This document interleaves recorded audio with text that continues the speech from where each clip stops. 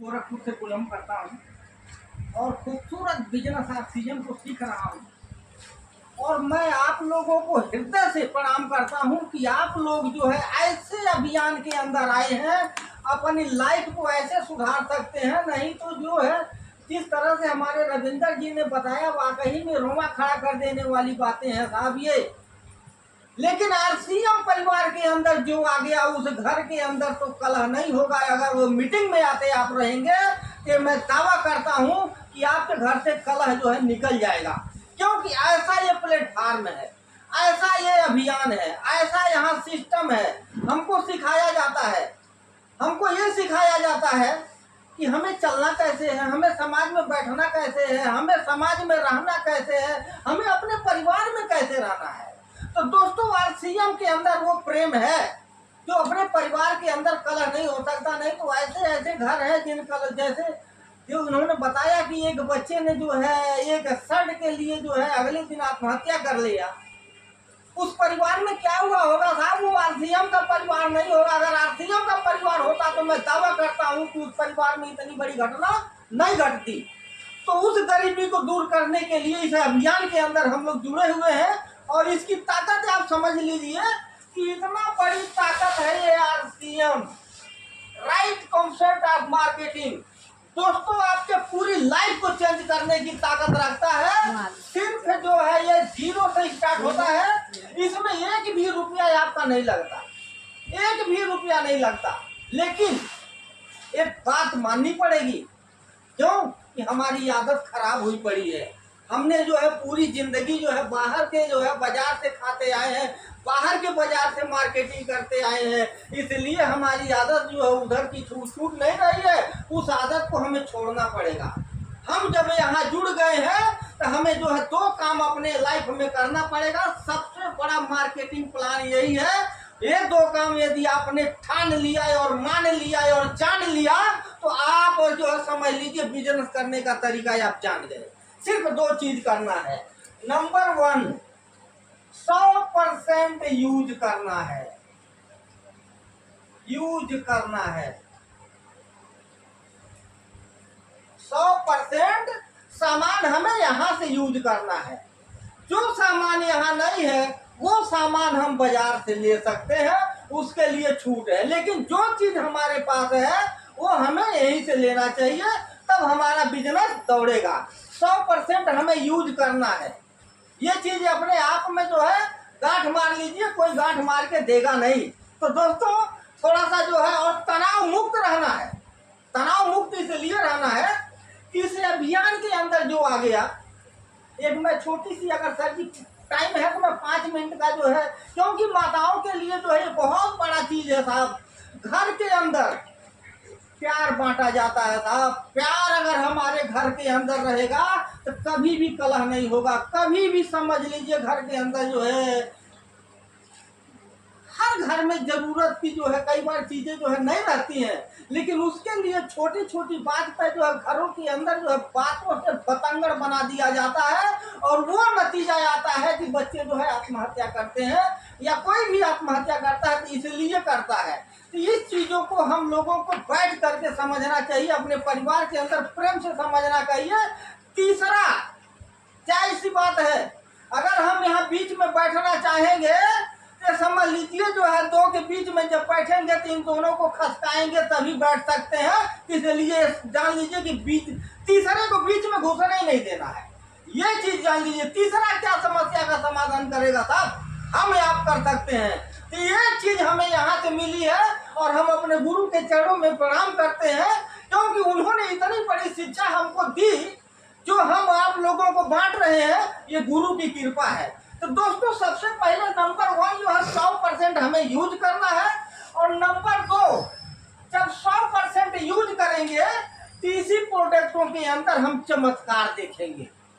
इन्हीं प्रोडक्टों के अंदर हम चमत्कार देखेंगे। और वो कैसा चमत्कार देखेंगे कि आप लोग नमक बाहर से खा रहे हैं 28-30 रुपए का, लेकिन वही नमक हमारे पास मात्र 17 रुपए का नमक है साहब।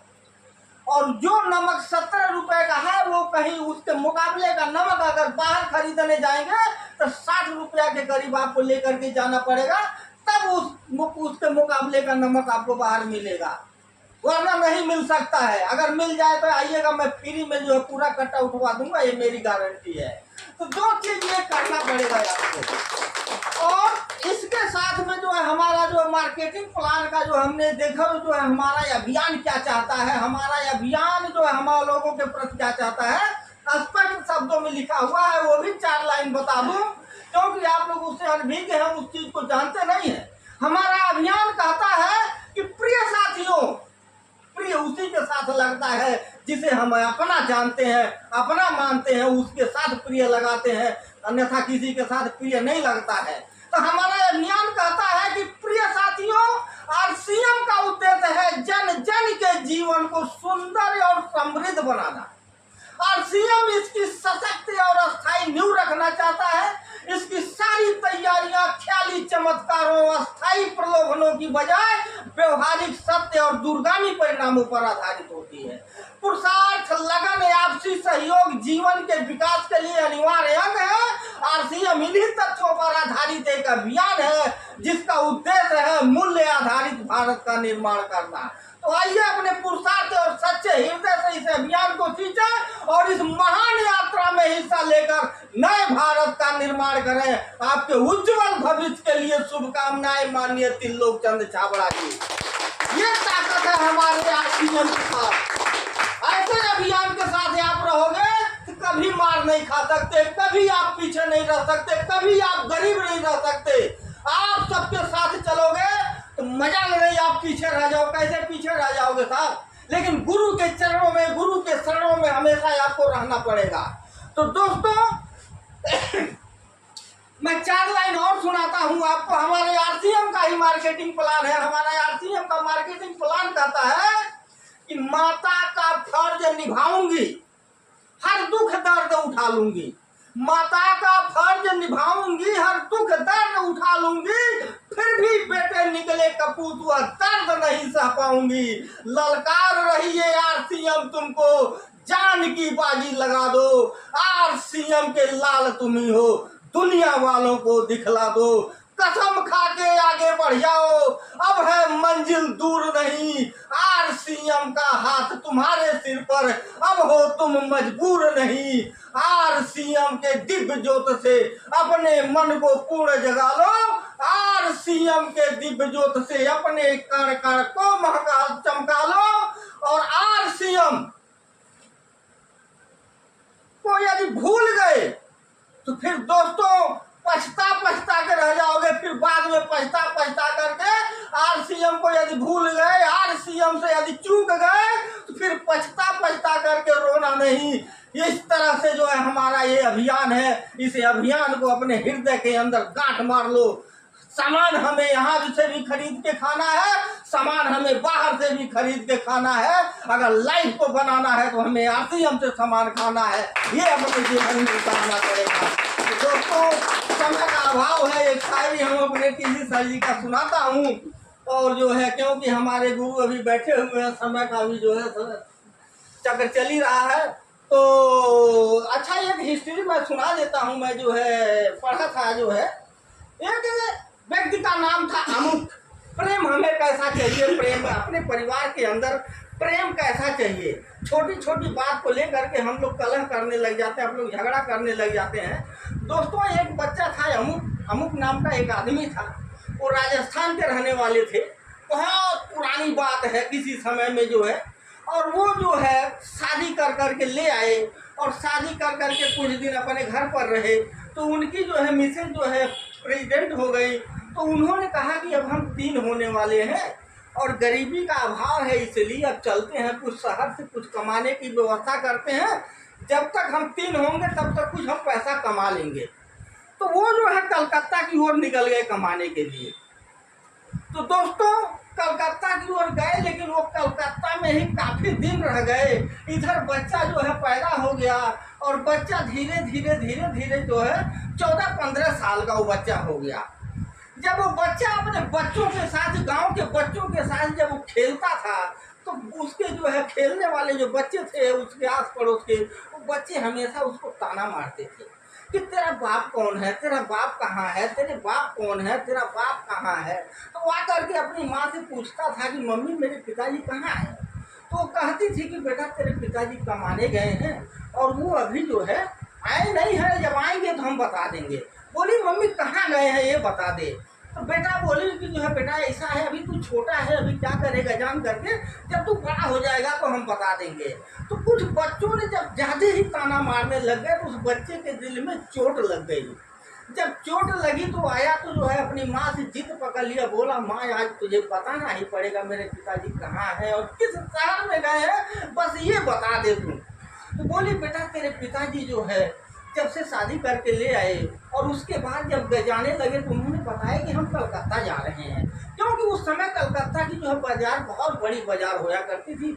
आज भी कलकत्ता का नाम है इतिहास में, और पहले भी इतिहास में जो है कलकत्ता का नाम होता था। सर जी उसने बोला कि माँ अब हम कलकत्ता की ओर निकलेंगे, अपने पिताजी को खोज करके ही ले आएंगे। तो बच्चा जो है अपने घर से थोड़ी बहुत जो भी सतुआ वतुआ था, आटा वगैरह जो भी उसकी माँ जो है दी, वो ले करके चल दिया। तो पहले क्या था साहब, जो है दूरी तय करने के लिए कोई साधन नहीं हुआ करते थे, कोई रेलगाड़ी नहीं होती थी, पैदल ही सफर करना पड़ता था। उस बच्चे ने जो है समझ लीजिए गर्मी के सीजन से चला हुआ कलकत्ता तक जाते जाते जो है ठंड आ गई, दिवाली का जो है टाइम आ गया। उस समय ठंड अच्छी खासी जो है पड़ने लग जाती थी पहले। तो वो जो है पहुंचे तो गया, पूछते पाछते पैदल चलते चलते चलते चलते एक ही कपड़ा था तन पर, वो भी जो है धोना नहीं नहाना नहीं, जो है पसीने से और गर्मी से जो है भीगने से कपड़े उसके जो है एकदम बदबू मार रहे थे। तो उसने देखा रात हो गई, तो वहाँ पे जो है कलकत्ता के समीप में एक धर्मशाला था। उस धर्मशाले के अंदर वो बच्चा जो है सोचा कि धर्मशाले के बरामदे में बैठ जाता हूँ। तो धर्मशाले के बरामदे में जब बैठ गया तो जो धर्मशाले के सेठ जी आए, हमारे सेठ जी जैसे बैठे हैं ऐसे ही धर्मशाले के जो सेठ जी आए, उन्होंने देखा कि यार ये कैसा बच्चा आ गया, कहाँ से आ गया। उन्होंने उसको जो है धमका करके वहाँ से हटा दिया, बोला चल निकल यहाँ से जो है। तो वो क्या किया, धर्मशाले के एक कोने में जाकर के दुबक करके बैठ गया। बोला सेठ जी हमको रात भर काट लेने दीजिए, सुबह फिर हम निकल जाएंगे यहाँ से। लेकिन जो है सेठ जी के अंदर रहम आ गई, उन्होंने छोड़ दिया, नजरअंदाज कर दिया, चलो भाई रात भर तू रह जा कोई बात नहीं। लेकिन रात होते ही जो है जब एक सेठ जी आए तो देखते हैं कि एक ऐसा बच्चा पड़ा है यहाँ। तो उन्होंने बोले कि तू कैसे यहाँ बैठा भाई, बदबू मारना, तू पता नहीं कहाँ से भागा आ गया, जो है चल निकल यहाँ करके धमका करके गालियां दे करके जो है उनको, उस बच्चे को जो है वहां से उन्होंने झिझकार करके हटा दिया। फिर जो है बच्चा बोला देखा सेठ जी जो है मैं बहुत मुसीबत में हूँ और मेरे ऊपर जो है इतना कटु वचन मत बोलिए और मैं निकल जाऊंगा, सुबह निकल जाऊंगा। फिर उन्होंने नहीं माना। फिर जो है धर्मशाले के जो अधिकारी था उसको बुलाए और बुलाने के बाद बोले कि मैं तुम्हें जो है धर्मशाले का किराया देता हूँ कि नहीं। बोले साहब देते हैं सेठ जी। बोले जब मैं आपको किराया देता हूँ तो इस अभागी को हमारे बरामदे में क्यों रखा है। तो उसने जो है जबरदस्ती निकाल करके उनके बरामदे से भी बाहर करवा दिया। उसके बाद जो है देखा कि जो है जब सेठ जी दरवाजा बंद करके अपने कमरे में हो गए तो बच्चा रात को जो है ठंड में कहाँ बाहर रहेगा, वो फिर आ गया उसी बरामदे में। जब वो फिर आ गया उसी बरामदे के अंदर, तो सेठ जी जो है अब सवेरे तो जो है उठे जब नींद से उठे सुबह हुआ तो देखते हैं कि वो बच्चा जो है वहीं उनके दरवाजे के पास में कांप रहा है और जो है ठंड के मारे उसके पास कोई कपड़े थे नहीं। तो उन्होंने जो है फिर लात से मार करके उसको जगाया और जगाने के बाद जो है बोला है तू नालायक आया तो हमारे ही कमरे के पास, हमारे धर्मशाले के पास। तो फिर वो कांपने लग गया, बोला सेठ जी देखिए मैं बहुत परेशान हूँ और मैं जो है बहुत दूर से आया हूँ, हमारे आगे पीछे कोई है नहीं। तो बोले तू कहाँ से आया है। बोले कि जो है मैं राजस्थान से आया हूँ। जब उन्होंने सोचा कि राजस्थान से आया है तो देखो साहब जो है अपने जिले जवार की बात हर कोई अगर सुनेगा तो उसके दिल में जरूर जो है प्रेम उमड़ेगा। तो वो राजस्थान की जब नाम सुने तो जो है बोले कि जो है उनके अंदर दिलचस्पी आई। बोले राजस्थान की जगह से आया, बोला अमुक जिले से आया हूँ। बोले तू जो है कौन से गांव से आया है, बोला अमुक गांव से आया हूँ। बोले तेरी माँ का क्या नाम है, बोले मेरी माँ का भी नाम जो है अमुक है। बोले तेरा ननिहाल कहाँ है, उसने भी बोला मेरा ननिहाल अमुक है। बोले तेरे पिताजी कौन है, तो बोला कि जो है वो भी हमारे पिताजी भी अमुक हैं। तो बोले तेरे पिताजी हम, तब उस सेठ को पता लगा कि ये तो बच्चा मेरा ही है।